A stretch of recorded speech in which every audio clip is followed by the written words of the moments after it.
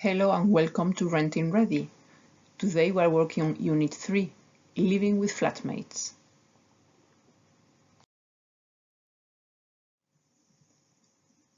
My name is Pilar and I will be your tutor for today.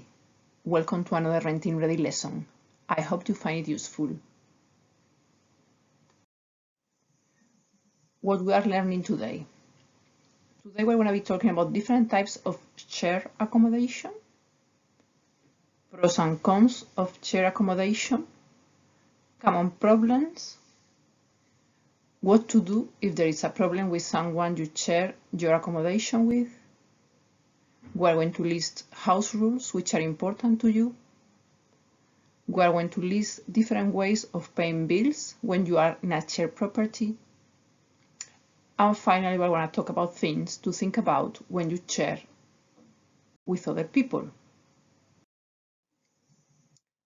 Before we start, please take a pen and some paper in case you want to make some notes.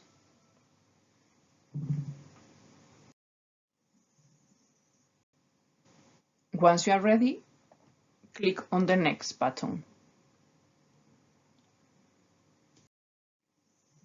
How it works. Whenever you see this icon, it means I would like you to answer a question. Let's get started. Let's talk about different types of shared accommodation. We can have temporary accommodation such as supported housing and homeless hostels. Here you will have a room and you will have to share other facilities in the building like kitchen, living room, showers and toilets. And then we have more settled accommodation. This could be also long-term supported housing, or it could be private rented accommodation. And this could be sharing the house or flat with a landlord, so being a lodger. You could be sharing the flat or house with friends. You could be sharing with strangers. Or you could have a bedsit. A bedsit is a room which usually also has some kitchen facilities inside, and then you would be sharing bathrooms and other communal areas with other tenants.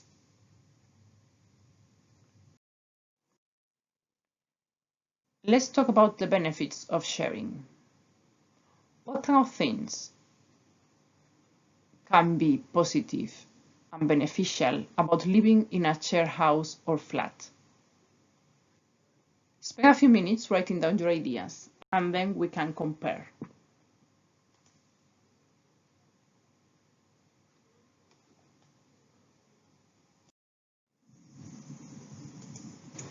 So here are my ideas. Benefits of sharing. Decrease your living costs by sharing rent, utility bills, and council tax.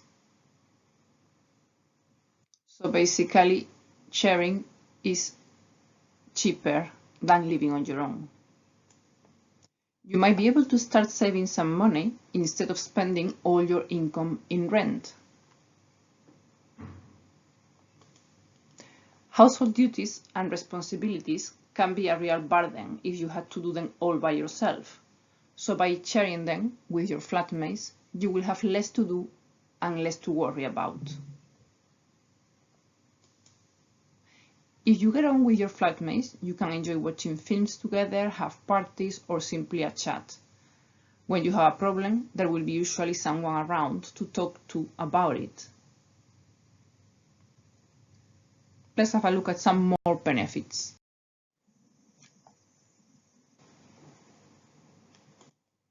It is an opportunity to make friends and meet new people, both with your flatmates and with friends of your flatmates that might be introduced to you.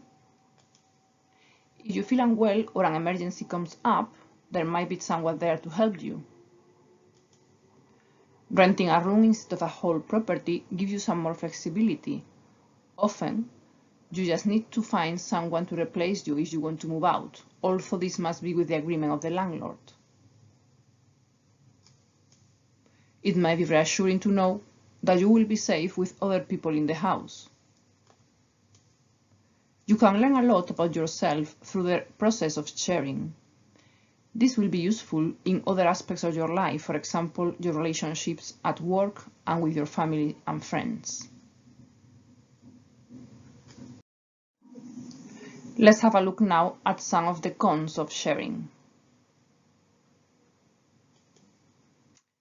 One of them is lack of privacy. You will have to share facilities like communal space, cooking facilities, and bathroom.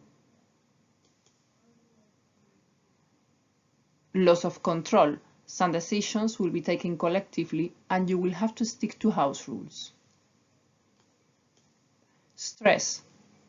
You can be stressed if other housemates don't pay their share of the bills, or if housemates don't get along and have arguments, or if people don't respect each other's and the space they live in. Sharing is often the only option. For many under 35-year-olds looking for homes in the private rented sector, sharing with others is often their only option. High rents mean more people need to share, and to share for longer, even if they are earning a decent wage.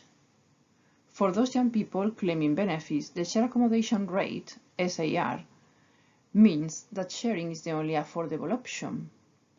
The shared accommodation rate is the level of housing benefit for people aged 34 and under. Though sharing is often the only option, it can be a good one. As we saw before, tenants can increase their social network, acquire new independent living skills, and be better off each week as a result of cheaper rent and shared utility costs in shared housing. Let's look at the legal stuff. If you share your accommodation with other people, you will probably have either a joint tenancy, a separate tenancy, or an excluded license agreement. Do you remember the differences between those three types of agreements? We looked at those in a previous presentation. Spend a few minutes writing down your ideas, and then click on Next.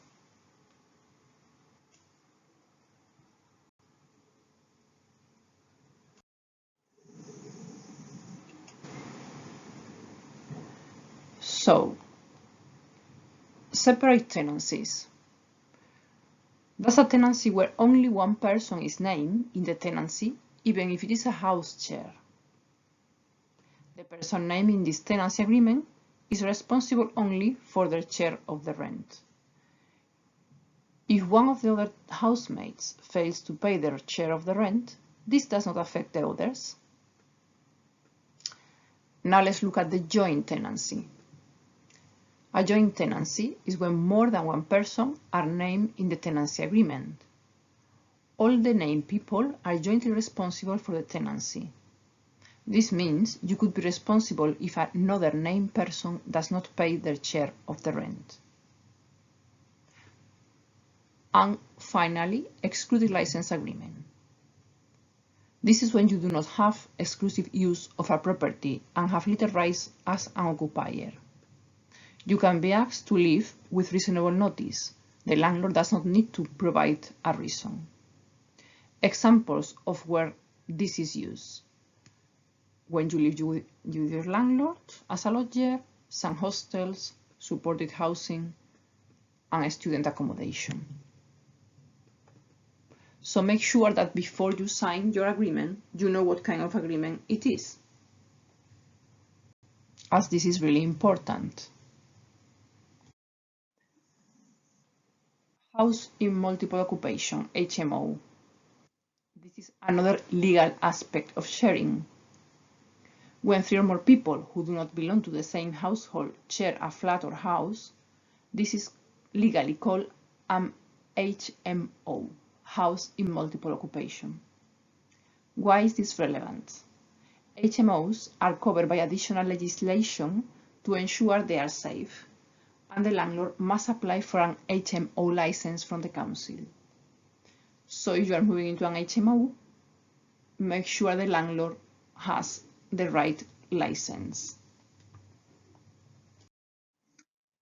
Let's look now at common problems in shared accommodation.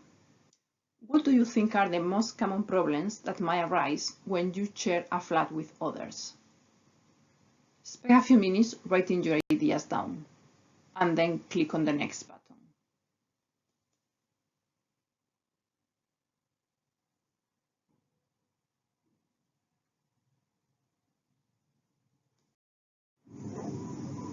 Okay, let's have a look at the problems you listed, and you can compare them to mine.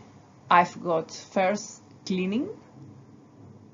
That's one of the main ones, as people have different ideas on what clean and dirty means, or different opinions on how often the bathroom should be clean or the kitchen.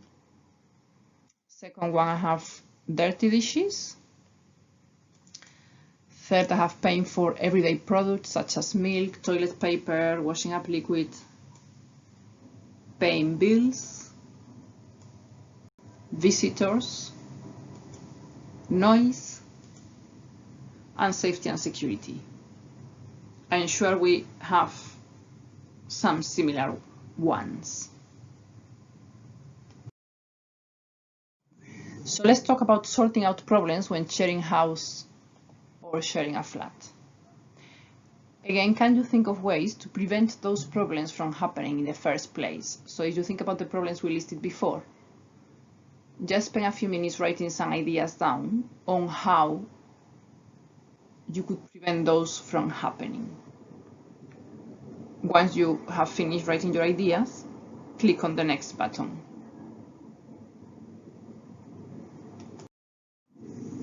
Okay, so here are some suggestions.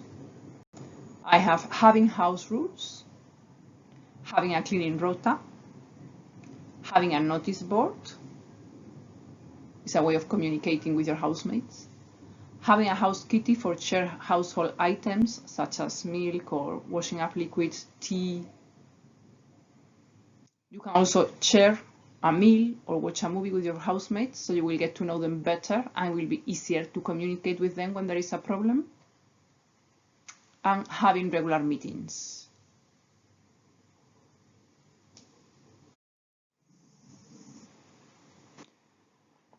Living with people can sometimes be difficult, but problems can often be easily sorted out if you deal with them quickly. A small issue like someone leaving dirty dishes in the sink can become a big problem if it's not dealt with. These things usually become issues when housemates haven't agreed or understood what is acceptable. So the best thing is to agree how to behave from the start, or to have a chat with your housemates if you all move in at different times. To avoid tension, it's always good to agree on some house rules. When agreeing these house rules, it is important to remember that everyone is different, with different outlooks and different expectations. If you are moving into a house where other people already live, ask them what the house rules are. This also helps to show that you want to fit in. Let's have a look at house rules. Imagine you are about to talk to your flatmates about setting up a few rules to make the place comfortable to live in for everyone. What would be the most important rules for you? Can you think of at least 3 rules that would be important to you? Spend a few minutes writing down your ideas and then click on the next button.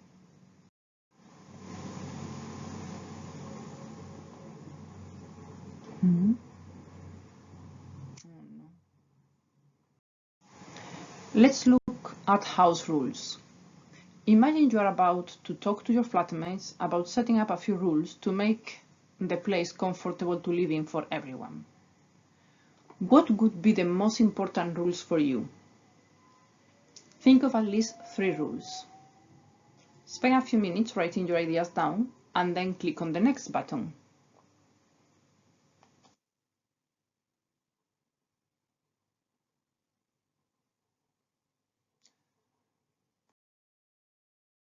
Now let's compare your notes with mine. Here are some examples.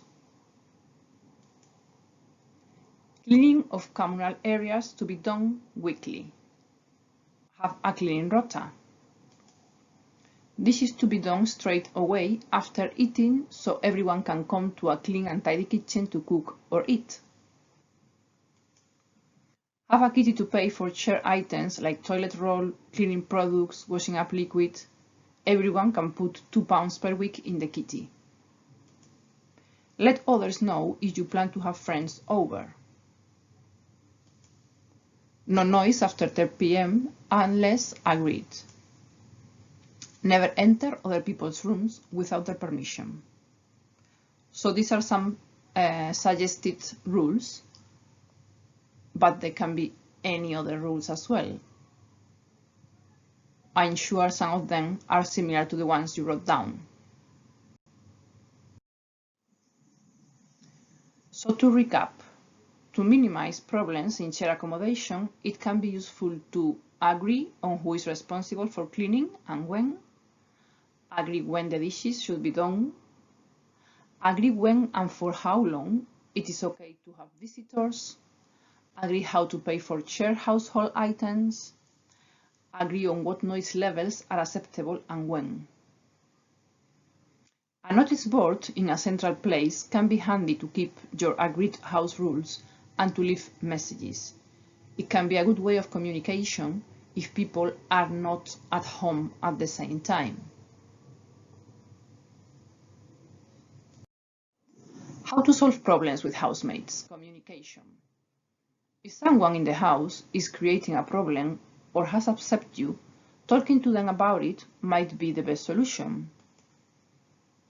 You could have an initial friendly chat to explain what you are upset about, and this might resolve the situation. If that doesn't help, then a house meeting might be the place to bring the problem up. It is better to explain how someone's actions make you feel rather than accusing them of behaving badly. This will make things easier. If a person is creating very serious problems for the rest of the house, you might want to ask the landlord for advice. Now let's talk about paying bills in shared accommodation. Sometimes all bills are included in your rent. This is ideal because it will save you time and headaches. However, this is not always the case, and sometimes you and your housemates might be responsible for paying some or all of the house bills: gas and electricity, water, internet connection, TV license, council tax.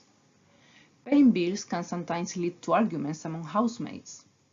Whatever the disagreements, it is important to remember that 1. Unpaid bills do not go away, and 2. Council tax departments and utility companies go after people named on the bill even after they have moved out from a house.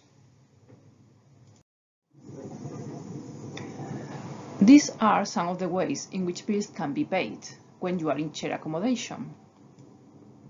The landlord charges each tenant a flat fee and pays the bills. That's the easiest way. However, if the landlord is not prepared to do that, there are other ways. Everyone's names on all the bills. It is important to note that many utility companies refuse to do this.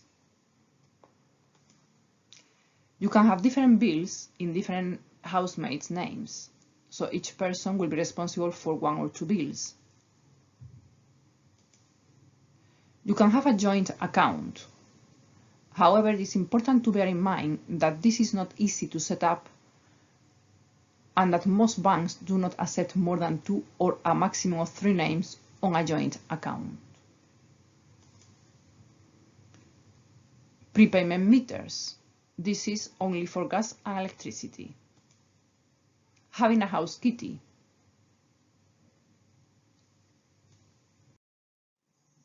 Some final thoughts. Sharing a house or a flat is very often about compromise.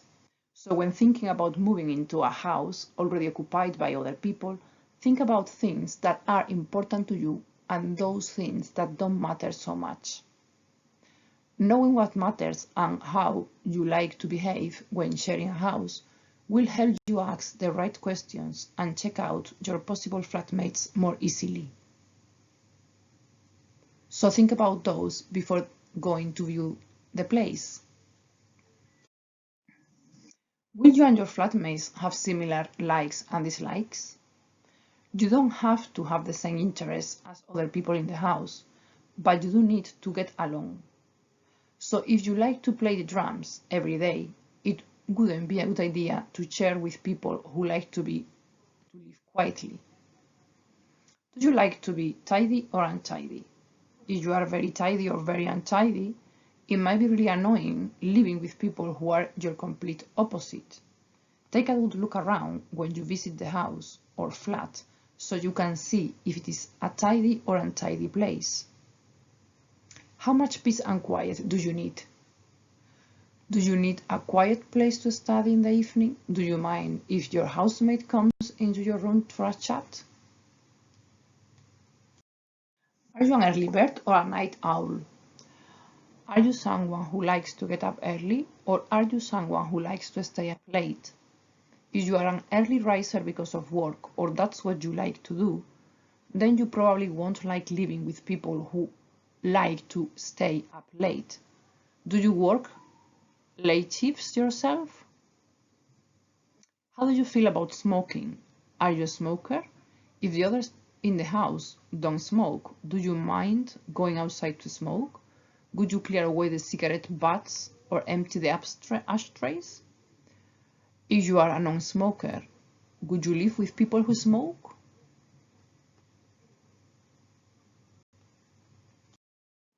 To finalize, you could also think about what makes you a good housemate and what are your so-so habits that others could find annoying.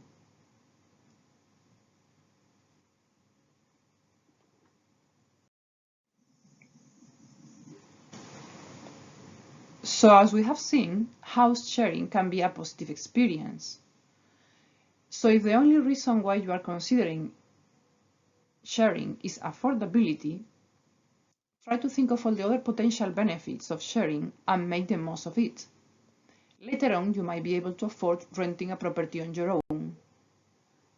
You might miss your flatmates. I hope you found today's topics useful. If you have any questions, contact your tutor at your Skylight Center. Thank you for your participation in today's Renting Ready lesson.